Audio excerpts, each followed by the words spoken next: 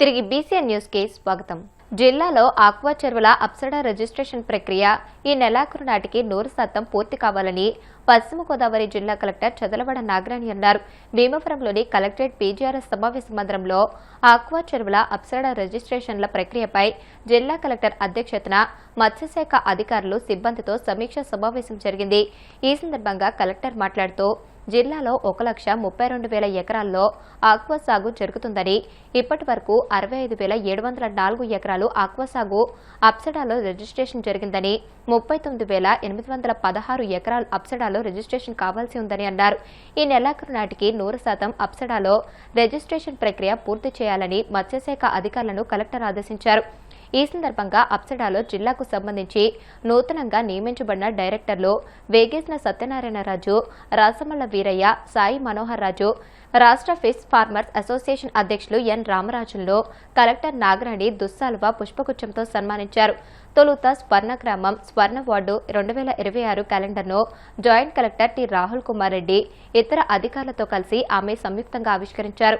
ఈ సమావేశంలో మత్స్యశాఖ జాయింట్ డైరెక్టర్ సురేష్, సహాయ సంచాలకులు ఎల్ఎల్ రాజు ప్రసాద్, జిల్లా స్వర్ణ గ్రామం స్వర్ణ వార్డు అధికారి వై దోసిరెడ్డి, డిపిఓ ఎం రామనాథ్ రెడ్డి, ఎంపీడీఓలు, ఎఫ్డీఓలు, జిల్లా మత్స్యశాఖ సహకార సంఘాల అధ్యక్షులు మైల వసంతరావు తదితరులు పాల్గొన్నారు. స్వర్ణ వార్డ్ చెప్పేసి మన డిపార్ట్మెంట్ పేరు మార్చుకోవడం జరిగింది. ఈ స్వర్ణ గ్రామం స్వర్ణ వార్డుకి అందంగా ఒక మంచి క్యాలెండర్ కూడా తయారు చేసుకోవడం జరిగింది. ఆ క్యాలెండర్ ఆవిష్కరణ ఇప్పుడు మనం లీజ్ హోల్డర్ రేపు ఈ జూన్ ఎకనామిక్ బ్లాక్ చేస్తూ ఉన్నప్పుడు it is the responsibility of the leaseholder to get the Aadhaar numbers of those landlords and provide them to the fisheries department for registration. Visakha వేదికగా వచ్చే నెల 17 నుండి 20వ తేదీ వరకు జరగనున్న ఐఎఫ్ఆర్ 2026 మిలాన్ విలేజ్ కార్యక్రమాల్లో రాష్ట్రపతి పర్యటనను విజయవంతం చేద్దామని జిల్లా కలెక్టర్ ఎంఎన్ హరేందర్ ప్రసాద్ పేర్కొన్నారు. ఏర్పాట్లపై జిల్లాలోని వివిధ విభాగాల అధికారులు, పోలీసు, రక్షణ శాఖ అధికారులతో కలెక్టరేట్లో సమీక్ష నిర్వహించారు. రాష్ట్రపతి పర్యటనను అత్యంత భద్రతతో, ప్రోటోకాల్కు అనుగుణంగా నిర్వహించేందుకు అన్ని శాఖలు సమన్వయంతో పనిచేయాలని అన్నారు. సాంస్కృతిక, జానపద, సాంప్రదాయ నృత్య బృందాల ప్రదర్శనలు, మార్చింగ్ కంటింజెంట్ నిర్వహణలో ప్రణాళికాయుతంగా వ్యవహరించాలని చెప్పారు. మిలాన్ విలేజ్, క్రూయిజ్ టెర్మినల్ ప్రాంతాల్లో స్టాళ్లు ఏర్పాటు చేయాలని అన్నారు. పరిశుభ్రతకు ప్రాధాన్యతనిస్తూ చెత్త సేకరణ, శుభ్రత చర్యలు చేపట్టాలని సూచించారు.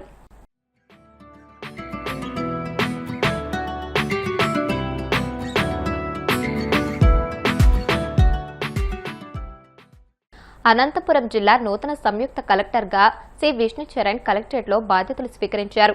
ఆయన ఇన్ఛార్జ్ కలెక్టర్గాను బాధ్యతలు చేపట్టారు. శివనారాయణ శర్మ నుంచి అధికారికంగా బాధ్యతలు అందుకున్న విష్ణుచరణ్కు డిఆర్ఏ మలోలా కలెక్టరేట్ అధికారులు పూల మొక్కలు అందించి ఘన స్వాగతం పలికారు. ఈ కార్యక్రమంలో పలువురు జిల్లా అధికారులు, సిబ్బంది పాల్గొన్నారు.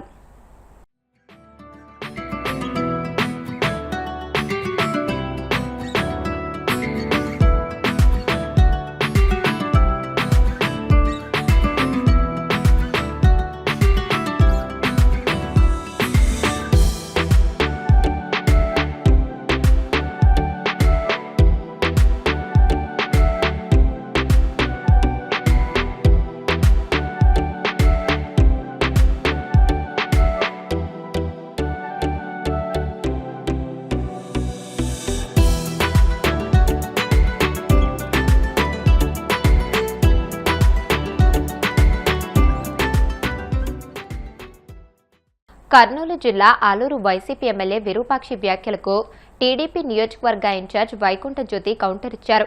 ఆలూరులో ఆమె మీడియాతో మాట్లాడుతూ వైసీపీ నేతలు తప్పుడు ప్రచారాలతో ప్రజలను తప్పుదోవ పట్టిస్తున్నారని మండిపడ్డారు. టీడీపీ సభ్యత్వం లేని వారిని వైసీపీలో చేర్చుకుని టీడీపీ నాయకులు వైసీపీలో చేరారని ఎమ్మెల్యే విరూపాక్షి ఫేక్ ప్రచారం చేస్తున్నారని ఆరోపించారు.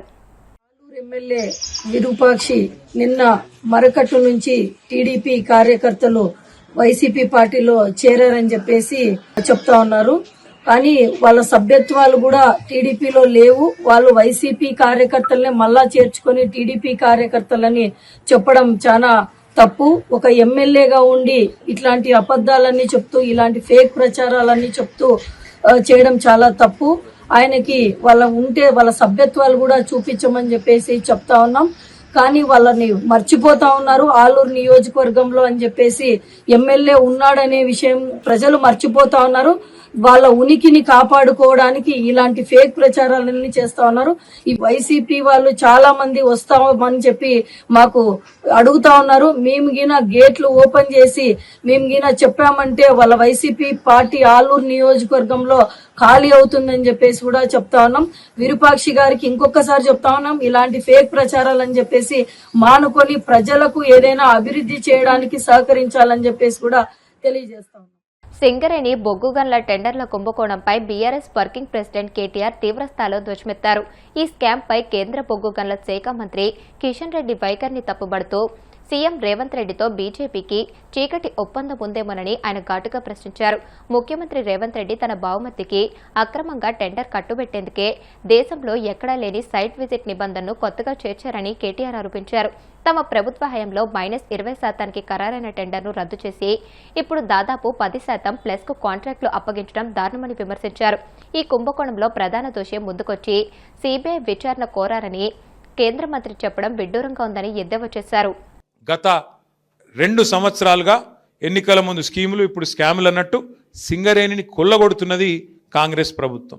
ఇదంతా బయటకు ఎట్లా వచ్చిందంటే మనం బయట పెట్టలే, మీడియా బయట పెట్టలే, వాళ్ళే వాటాల కోసం అనుకొని ఆయన దొంగలు నిన్న బయటపడ్డారు. ఎట్లా బయటపడ్డారు, ఏమైందట అంటే అక్కడెక్కడో ఒరిస్సాలో ఏదో బ్లాక్ ఉందట, కోల్ బ్లాక్. ఆ బ్లాక్ 9 అట. ఆ 9 బ్లాక్ కోసం ముఖ్యమంత్రి ఉప ముఖ్యమంత్రి ఇద్దరు మంచిగా కేకును కోసుకున్నారట. కోసుకుంటే ఇంకో 3వ మంత్రి, ఆయన పేరైంది వెంకటరెడ్డి వచ్చి అగో మీ ఇద్దరే తింటారు ఆ కేకు, నాకు కూడా ఒక ముఖ్యరా అని వెంకటరెడ్డి అడిగినాడు. వెంకటరెడ్డి అడిగితే అగో నువ్వెట్లా అడుగుతావా నువ్వు అని చెప్పి ఆయన మీద ఉప ముఖ్యమంత్రి గారికి దగ్గరగా ఉండే ఛానల్లో ఒక స్టోరీ వేసిరు. ఈయన లంగ పనులు చేస్తుండు, దొంగ పనులు చేస్తుండే, ఏదో పనులు చేస్తుండని స్టోరీ వేసిరు. వేసేవరకు ఈయన తెల్లారి ప్రెస్ మీట్ పెట్టి కన్నీరు గార్చి ఓహో ఆహా ఆహా ఓహో నేడిసి ఈయన కూడా రజనీకాంత్ లెవెల్లో యాక్టింగ్ చేసి నన్ను కావాలంటే ఇసమిచ్చి చంపుర్రి కానీ ఇట్లా చేయకుండ్రి, నేను చాలా మంచోన్ని అని ఈయన యాక్టింగ్ చేసిండు. చేసే వరకు ముఖ్యమంత్రి ఏం చూసిండు, ఒక్క దెబ్బకు 2 పిట్టెలు దొరికేటట్టున్నాయి ఇలా అని చెప్పి ఇంకొక పేపర్ ఆయనకు చెప్పి వీళ్ళిద్దరి మీద రాపిచ్చిండు.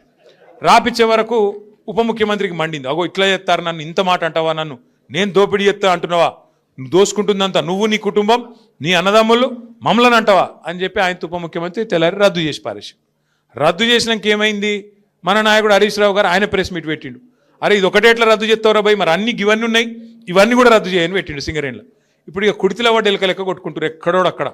ఒకటి స్విట్జర్లాండ్ వీకిండు, ఇంకోటి అటేటో వేయండు, ఇంకోటి ఇటేటో వేయండు, కానీ ఎవ్వడు తేలుగుట్టిన దొంగలేలు ఒక్కడు మాట్లాడతలేడు నిన్నటి నుంచి. ఏంద్రాబాయ్ అంటే ఇక డైవర్షన్ గేమ్ ఆడాలి.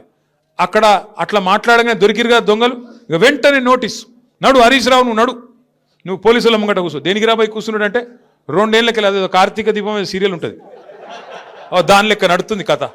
అది ఒడవది తెగది, రోజు ఒకటే కథ ధారావాహిక. ఫోన్ ట్యాపింగు ఏం ట్యాపింగు, ఎవంది ట్యాపింగు, ఎక్కడ ట్యాపింగు, ఏం ట్యాపింగు.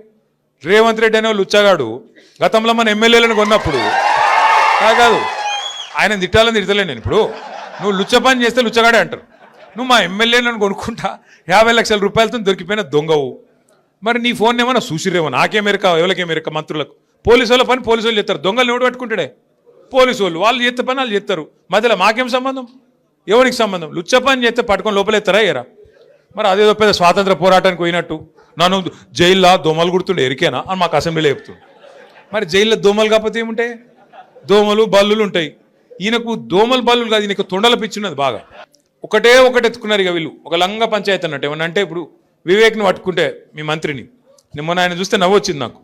ఆయన తిరుగుతూ ఉన్నాడు, మహిళలు అడ్డం వచ్చిర్రు. ఏమాయి సారు 2 నెలలకెళ్ళి రోడ్ లేదు, మన్ను లేదు, ఏం చెప్తున్నావు అన్నారు. గవర్నమెంట్ అడుకోపో అంటుండు.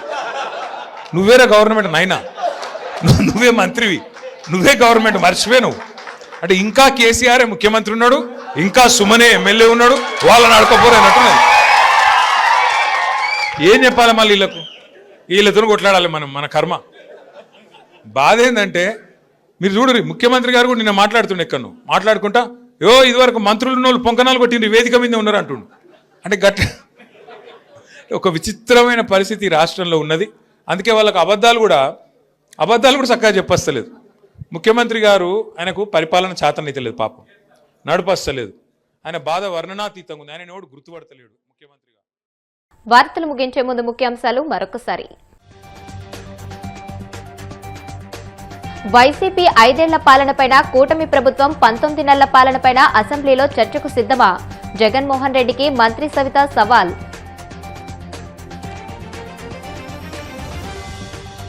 రాష్ట్రంలో రెడ్ బుక్ రాజ్యాంగంతో ఎక్కడైనా ఎవరినైనా ఏమైనా చేయొచ్చు అన్న కండకావడంతో వ్యవహరిస్తున్నారు. విమర్శలు గుప్పించిన మాజీ సీఎం జగన్.